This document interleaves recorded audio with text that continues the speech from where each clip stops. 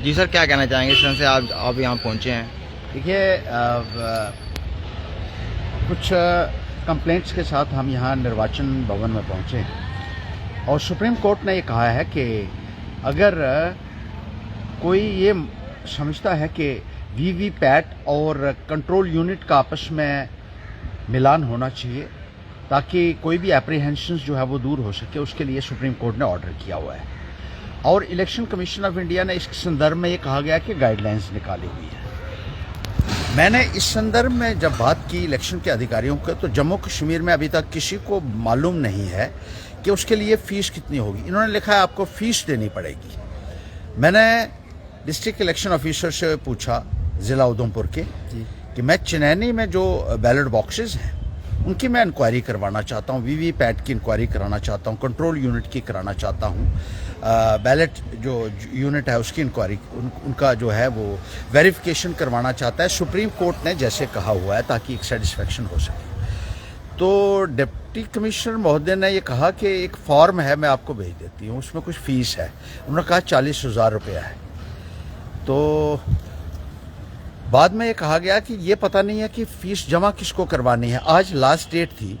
मैं यहाँ election commission के दफ्तर के चक्कर काट रहा हूँ, निर्वाचन भवन में मैं यहाँ घूम रहा हूँ, किसी अधिकारी को मालूम नहीं है। सीईओ से बात हुई, चीफ इलेक्टोरल ऑफिसर से बात हुई, इलेक्शन डिपार्टमेंट के दूसरे जो ऑफिसर हैं उनसे बात हुई, डिस्ट्रिक्ट इलेक्शन ऑफिसर से बात हुई और बाकी अधिकारियों से। जो डिप्टी डीओ है वो भाईजान तो अपना फ़ोन स्विच ऑफ करके पिछले 4 दिनों से बैठे हुए।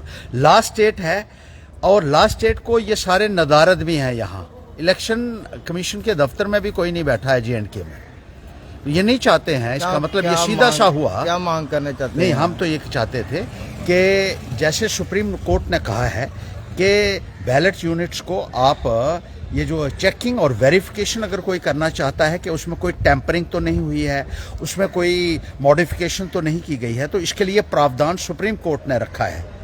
लेकिन यहाँ ये तो कोई बोलने के लिए तैयार नहीं, और ये कहा जा रहा है आज लास्ट डेट है और कहते हैं हमको पता ही नहीं है कि फ़ीस इसके लिए कितनी है और किसको फ़ीस देनी है ये भी पता नहीं है।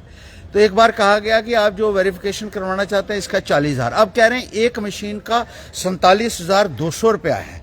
तो हमने कहा हम देंगे, लेकिन किसको देना है? एक ईवीएम का इंस्पेक्शन का चार्जेस 47,200 रुपया। टोटल कितनी मशीन होगी आपके? 155 है। तो ये कहते हैं अब हमें ये पता ही नहीं है कि देने किसको है।